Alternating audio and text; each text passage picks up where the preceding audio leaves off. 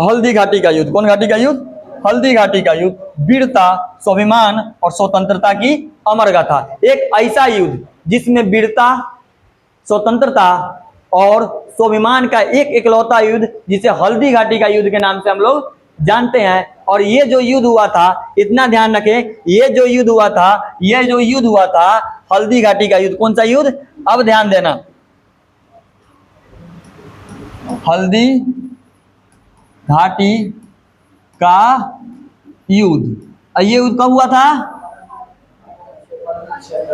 1576 में। कब हुआ था? 1576 में ये युद्ध होता है। और ये युद्ध होता है किसके और किसके बीच? अकबर और महाराणा प्रताप जी के बीच। किसके बीच? महाराणा प्रताप जी के बीच ये क्या होता है? ये युद्ध जीता जाता है 18 जून 1576 में। हल्दी घाटी का युद्ध महाराणा प्रताप और मुगल सम्राट अकबर के सेना के बीच लड़ा गया था। यह युद्ध केवल सत्ता के लिए नहीं बल्कि स्वाभिमान, स्वतंत्रता के लिए लड़ा गया था। याद रखना, प्रश्न बनता है कि कौन सा युद्ध स्वतंत्रता और स्वाभिमान के लिए लड़ा गया था? तो हल्दी घाटी का युद्ध स्वतंत्रता और स्वाभिमान के लिए लड़ा गया था। ये युद्ध कोई नॉर्मली युद्ध नहीं लड़ा गया था, सत्ता के लिए युद्ध नहीं था। एक ऐसा युद्ध था जिसमें क्या था? स्वाभिमान और स्वतंत्रता दोनों के लिए लड़ा गया था। तो दूसरा प्रश्न तुम्हारा बनेगा कि कौन सा युद्ध स्वतंत्रता और स्वाभिमान के लिए लड़ा गया था? स्वतंत्रता और स्वाभिमान। कौन? स्वाभिमान के लिए ये लड़ा गया, ये युद्ध था। और ये युद्ध हुआ था कब? 15 जून 1576 में। कब? 18 जून 1576 में हल्दी घाटी का युद्ध जो लड़ा गया था। महाराणा प्रताप की वीरता, और सुनो, महाराणा प्रताप की वीरता और चेतक की निष्ठा आज भी इतिहास के पन्नों में अमर है। चेतक कौन था? घोड़ा। आज भी इतिहास के पन्ना में इस युद्ध में महाराणा प्रताप की वीरता और चेतक की निष्ठा दोनों के दोनों अमर है। और अकबर को लास्ट तक मानना पड़ा कि हल्दी घाटी का युद्ध ये कोई छोटा मोटा युद्ध नहीं था, और जो सामने था वो कोई छोटा मोटा व्यक्ति नहीं था। ठीक है, और लास्ट तक अकबर को ये चीज मानना पड़ा। और बहुत इतिहासकार बताते हैं कि मुगल विजय हुआ, अब बहुत क्या होता है कि इसका कोई ये नहीं निकल पाया, क्या हो कहते हैं, निर्णय नहीं हो पाया। लेकिन देखा जाए किताब के दृष्टिकोण से तो मुगल विजय अगर पूछा गया हल्दी घाटी का किसने जीता तो अकबर ही आपको लगाना होगा नॉर्मली, क्योंकि आपके किताबों में, आपके एनसीईआरटी में ये सारी चीजें अकबर के ही विजयी घोषित किया गया है। चेतक कौन था? दूसरा का प्रश्न बन जाता है कि चेतक जो था वो महाराणा प्रताप जी का घोड़ा था। क्या था? ये जो चेतक था वो महाराणा प्रताप जी का क्या था? घोड़ा था। याद रखना इसको एकदम ध्यान से, क्योंकि ये प्रश्न बनता है। अब सुनिए, युद्ध का कारण क्या था? सबसे पहला, ये युद्ध हुआ क्यों? अकबर का तो एक मान था कि साम्राज्य का क्या करना? विस्तार करना। पहला कारण था कि अकबर तो चाहता था साम्राज्य का क्या करना? विस्तार करना। दूसरा कारण था, अगर तुमसे पूछे कि हल्दी घाटी के युद्ध का कारण क्या था, तो पहला अकबर का एक मेन मकसद था पूरा साम्राज्य का विस्तार करना। ऑटोमेटिक है कि तुम एक जगह जीतोगे तो तुम दूसरा का जीतने का प्रयास करोगे। दूसरा का लालच है, लोभ बहुत बड़ी चीज है। दूसरा का जीतोगे तो तुम तीसरा का जीतने का प्रयास करोगे ही करोगे। और मेवाड़ की स्वतंत्रता और स्वाभिमान की रक्षा करना। और यहाँ पर यह युद्ध हुआ। अब अकबर का राज का विस्तार करना था, लेकिन महाराणा प्रताप का क्या था?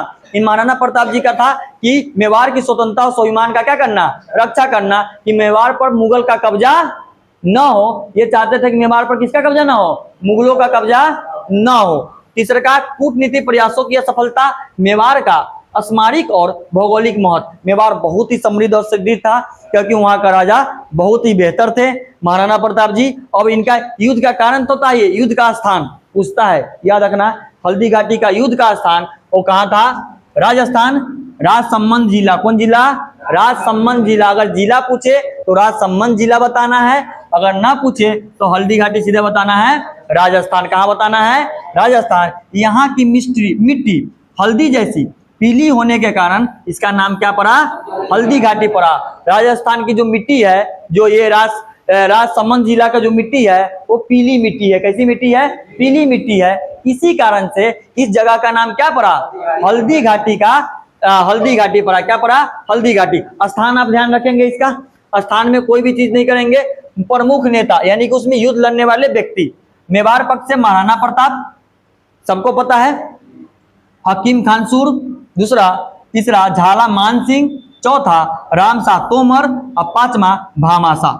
ये मेवाड़ पक्ष से थे। मेवाड़ पक्ष से तो 2 से 3 व्यक्ति का नाम याद रखेंगे, एक महाराणा प्रताप, हकीम कानसूर और झाला मान सिंह। क्या नाम रखेंगे?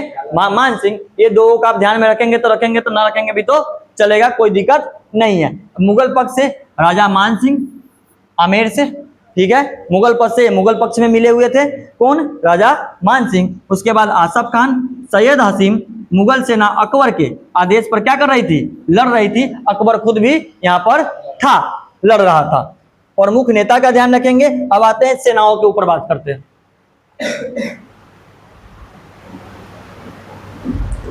सेना क्या था? मेवाड़ पक्ष से अगर सेना की बात करें तो लगभग 3000 से 5000 सैनिक थे। धनुर्धारी और राजपूत योद्धा थे, यानी कि धनुधारी यानी कि धनुष चलाने वाले, तीर चलाने वाले, इनके पक्ष से नेता कुछ सेना थी। सीमित संसाधन था, कोई बहुत बड़ा संसाधन नहीं था, बहुत सीमित संसाधन था। ये मेवाड़ अगर उतना शक्तिशाली था तो महाराणा प्रताप जी की वजह से, क्योंकि उनका नेता इतना बेहतर था और जो शासक थे महाराणा प्रताप जी वो इतना शक्तिशाली थे, इतना जेकर घोड़ा इतना शक्तिशाली था। सोचो राजा कितना शक्तिशाली होगा, सोच सकते हो बात। जिसका घोड़ा इतना शक्तिशाली था चेतक, जो आज भी महाराणा प्रताप जी के साथ चेतक का नाम जोड़ा जाता है, अमर रहता है। दोनों का नाम आज भी जो आता है घोड़ा, आज भी हमारे प्रश्न बार बार बनता है कि महाराणा प्रताप के घोड़े का नाम क्या था, तो चेतक था। मुगल सेना में 10,000 से 15,000 सैनिक थे। घुड़सवार सेना थी, तीरंदाज भी था, आधुनिक हथियारों पर भारी संसाधन था। उस समय इनके पास, मुगल के पास बंदूक उंदूक सारी चीजें था, क्या कि तुमने पीछे वाला युद्धों में देखा है, इस्तेमाल इसने किया है। इनके महाराणा प्रताप जी के पास ऐसी कोई संसाधन नहीं थी, जिसके कारण से युद्ध, अब सोचो इतना होने के बावजूद भी हल्दी घाटी का युद्ध आज बहुत बड़ा इतिहास है कि नहीं है? जिसके पास मात्र 3000 से 5000 सैनिक है, कुछ धनुधारी है, धनुष चलाने वाले हैं, और कोई आधुनिक संसाधन नहीं है, तभी भी 10,000 सेना 10 से 15,000 सैनिकों के बीच में खड़ा होकर लड़ना, और ऊपर से जिसके पास आधुनिक हथियार है, जिसके पास बंदूक गोला बारूद सब है, लेकिन इधर कुछ भी नहीं है।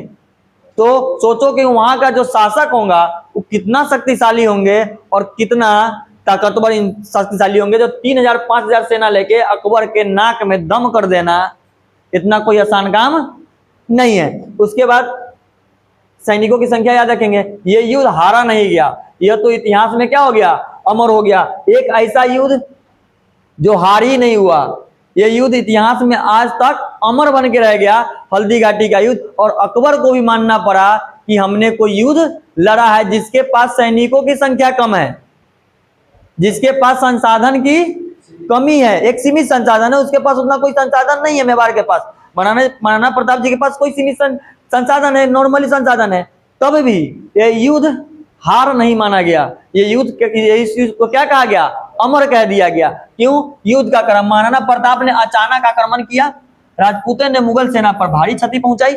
मुगल सेना पर देखो एक बैक क्या करना, आक्रमण करना, क्या करना, मेवाड़ पर महाराणा प्रताप डायरेक्ट एक बैक क्या किया, मुगलों पर आक्रमण कर दिया, क्या कि संख्या कम थी सेना की, तो ऑटोमेटिक है कि पहले बार में जितना तोड़ सकते हैं तोड़ दे, क्या कि दूसरा का मौका में तो वो भी आएगा ना, पहला मौका में तो नहीं आएगा, दूसरा मौका में मुगल हमला करेगा, तो पहला बार में जितना खत्म कर सकते हैं उतना खत्म करने का प्रयास किया गया। जैसे महाराणा प्रताप जी का चेतक पर सवार होके सीधे मानसिंह की ओर बढ़े, चेतक ने हाथी पर छलांग लगाई और महाराणा प्रताप ने भाला चलाया, लेकिन मानसिंह बच गया। ये अत्यंत भीष्म हो गया। दोनों पक्षों में भारी क्या हुआ, जन हानि हुई। जब महाराणा प्रताप संकट में गिर गए तब झाला मान सिंह ने महाराणा प्रताप सिंह को अपने ऊपर ले लिया और वीरगति को क्या हो गए, प्राप्त हो गए। यानी कि ये जब क्या हुआ कि जब दोनों सेना आपस में खड़ी थी, लड़ाई चल रही थी, बीच में चेतक किसके तरफ दौड़ा, मुगल के तरफ से लड़ रहे थे मानसिंह। कौन लड़ रहे थे? मानसिंह। मानसिंह की तरफ दौड़ा, लेकिन मानसिंह क्या होता है? बच जाता है। क्या होता है? बच जाता है। लेकिन यही महाराणा प्रताप जी का एक और सेना उनके पक्ष से जो लड़ रहा था, झाला मानसिंह। कौन मानसिंह? झाला मानसिंह। जब महाराणा प्रताप जी के ऊपर हमला होने आता है, यानी कि पीछे से वार किया जाता है, तो उस बीच में ये पहुंच जाता है, ये अपने आप को क्या कर देते हैं? वीर गति के प्राप्त कर देते हैं। कौन? झाला मानसिंह। हाँ, वो महाराणा प्रताप जी के बचाव में वो अपने आप को क्या कर देता है? अपने आप की वीर गति दे देता है। लेकिन यहां पर हुआ क्या? यही था उनका चेतक। ये जो घोड़ा था चेतक था। इनकी कहानी तो क्या लंबी है, उतना लंबा जाओगे तो भाई बहुत लंबा चले जाओगे, 2 घंटा चला जाएगा हमारा इसी में। लेकिन कारण इसका, मैं जो टॉपिक तुम्हारे लिए इंपॉर्टेंट है उसके बारे में थोड़ा चर्चा करो। युद्ध का परिणाम। तत्काल परिणाम, मुगल सेना ने युद्ध क्षेत्र पर नियंत्रण प्राप्त किया। महाराणा प्रताप सुरक्षित निकलने में क्या रहे? सफल रहे। वहां से अकबर का क्या हुआ न हुआ, ये सारी चीजें कहानी इसके, जब तक युद्ध क्षेत्र में थे तब तक की सारे को इतिहास पता है। जब तक युद्ध क्षेत्र में थे तब तक सारा इतिहास पता है। युद्ध क्षेत्र के बाद क्या हुआ इसके बारे में किसी को नहीं पता है। कहा कि ना महाराणा प्रताप जी की मृत्यु होती है, ना अकबर की मृत्यु होती है। युद्ध का निर्णय क्या होता है? किसी न किसी एक शासक को तो मरना चाहिए था, तभी तो युद्ध का परिणाम निकलता। सीधा सी बात है, ना महाराणा प्रताप जी की मृत्यु होती है और ना ही अकबर की मृत्यु होती है। तो युद्ध का निर्णय क्या हुआ, ये चीजें अभी तक भी एक नथी बना, क्या उसको बोलते हैं, मिस्ट्री है। लेकिन इतिहासकार के चक्कर में, इतिहासकार बहुत सारे बताते हैं कि मुगल विजय हुआ, तुम्हारा एनसीईआरटी किताब कहता है हिसाब से मुगल विजय हुआ। देखो क्या होता है ना कि युद्ध के समय में अगर राजा तुम्हारे पास आत्मसमर्पण कर दिया तब तुम जीत गए युद्ध, या अगला शासक मर गया तब तुम युद्ध जीत गए। ना यहाँ महाराणा प्रताप मरे और ना अकबर की मृत्यु हुई, दोनों में से कोई किसी का कुछ नहीं हुआ। इसीलिए इसका युद्ध की नीति आज तक नहीं है कि कौन जीता कौन नहीं जीता। लेकिन आपके एग्जाम में पूछेगा कि हल्दी घाटी का किसकी विजय हुई, तो आपको मुगल ही लिखना होगा, क्योंकि आपके किताब में मुगल ही दिया गया है। इसीलिए आप मुगल ही लिखेंगे, ये नहीं लिखेंगे कि निर्णय नहीं निकला। ठीक है, ये चीज का ख्याल एनी टाइम दिमाग में रखेंगे। दीर्घकालीन परिणाम, अकबर मेवाड़ को पूरी तरह से जीत नहीं सका। पूरी तरह से पहले जीत नहीं हुआ, ऑटोमेटिक है, जीत नहीं हुआ तो इसका कोई भी डिसीजन तुम निकाल नहीं सकते हो। क्योंकि ना महाराणा प्रताप जी की मृत्यु हुई, ना अकबर की मृत्यु हुई, ना ये पूरा मेवाड़ जीत पाया, क्योंकि थोड़ा बहुत जीत पाया, पूरा मेवाड़ पर इसका कब्जा नहीं हो पाया। महाराणा प्रताप ने बाद में अधिकांश मेवाड़ी क्षेत्रों को पुनः प्राप्त कर लिया। महाराणा प्रताप जी जितना भी जीते थे, जो भी थोड़ा थोड़ा हार गए थे छोटा छोटा, वो फिर से क्या कर लिए, फिर से उस चीजों को प्राप्त कर लिए। हल्दी घाटी के युद्ध के बाद मेवाड़ की स्वतंत्रता की भावना क्या रही, बनी रही। याद रखना, मेवाड़ पर कब्जा नहीं कर पाया था अकबर। हल्दी घाटी की युद्ध भले ही बता दे कि मुगल जीत गया था, लेकिन मेवाड़ पर कब्जा नहीं कर पाया था। बाद में फिर से मेवाड़ को थोड़ा जो भी हिस्सा बचा था, छोटा छोटा हिस्सा, वो सारा महाराणा प्रताप फिर से पुनः स्थापित किए। और जब फिर से पुनः स्थापित किया गया तो क्या हुआ, इस युद्ध का महत्व था, क्या था इस युद्ध का महत्व, कोई इस चीज पर कब्जा करना नहीं था। इस युद्ध का 3 महत्व था। स्वतंत्रता के प्रतीक, महाराणा प्रताप भारतीय इतिहास में स्वाभिमान और स्वतंत्रता के प्रतीक बने। याद रखना, एक राजा जो स्वतंत्रता और स्वाभिमान का प्रतीक थे वो कौन थे, महाराणा प्रताप। उसके बाद राजपूत वीरता, ये युद्ध ने राजपूतों के साहस के बलिदान और शौर्य को क्या बना दिया, अमर बना दिया। आज के डेट में भी जब राजपूतों की बात आती है ना, तो हल्दी घाटी युद्ध की बात आती है, और हल्दी घाटी युद्ध की बात की जाती है। यही एक ऐसा युद्ध है जो राजपूतों की बलिदान और साहस और शौर्य को दिखाता है, जो सिर्फ और सिर्फ क्षेत्र की कब्जा करना नहीं, वीरता दिखाना था, स्वाभिमान दिखाना था, और अपनी ताकत को सामने लाके खड़ा करना था कि तुम्हारे 10 से 15 हजार सैनिकों पे हमारा 3 से 5 हजार सैनिक भारी पड़ेगा। और भारी पड़ा भी था, और लास्ट ले मेवाड़ अकबर लेके भी नहीं गया। अकबर का सबसे ज्यादा जो मुश्किल युद्ध था ना, वो मेवाड़ का युद्ध, हल्दी घाटी का युद्ध था। क्या कि इसके पास, इसके सामने जो इसका जो विपक्ष, राष्ट्रीय प्रेरणा, यह युद्ध आज भी देशभक्ति की, आत्मसम्मान की प्रेरणा देता है। आज भी हल्दी घाटी का युद्ध हमें आत्मसम्मान की प्रेरणा देता है। ठीक है, उसके बाद मेवाड़ की रक्षा, महाराणा प्रताप। महाराणा प्रताप ने कठिन परिस्थितियों में भी संघर्ष जारी रखा और मेवाड़ की गरिमा को बनाई रखी। इन्होंने बहुत सारे कठिन दिक्कतें आई, परेशानियां, इसी में भी अपने मेवाड़ की रक्षा के लिए क्या करते रहे, बनाते रहे, अपनी गरिमा को मजबूत करके रखे और अपने संघर्षों को दिनों में भी मेवाड़ के बारे में ये क्या करते रहे, सोचते रहे। जैसे कि मेवाड़ के बारे में सोचते रहे, यहाँ से थोड़ा बहुत याद रखना कि हल्दी घाटी का युद्ध 18 जून 1576, स्थान हल्दी घाटी राजस्थान, मेवाड़ का पक्ष का नेता महाराणा प्रताप, मुगल पक्ष के नेता राजा मानसिंह आमेर। ठीक है, मानसिंह आमेर याद रखना, हल्दी घाटी का युद्ध मानसिंह आमेर और महाराणा प्रताप जी के बीच हुआ था। इसमें अगर शासक, मुगल शासक पूछे ना, अगर पूछ दे कि हल्दी घाटी के युद्ध किस और किस शासक के बीच में हुआ था, तो नहीं, शासक अगर पूछ दे राजा तो अकबर, और सीधा पूछ दे कि मुगल पक्ष से कौन नेता लड़ रहा था तो मानसिंह। ठीक है, मुगल सम्राट अकबर था। प्रसिद्ध घोड़ा का नाम चेतक, परिणाम मुगलों का स्मारक नियंत्रण, परंतु महाराणा प्रताप क्या रहे, सुरक्षित रहे।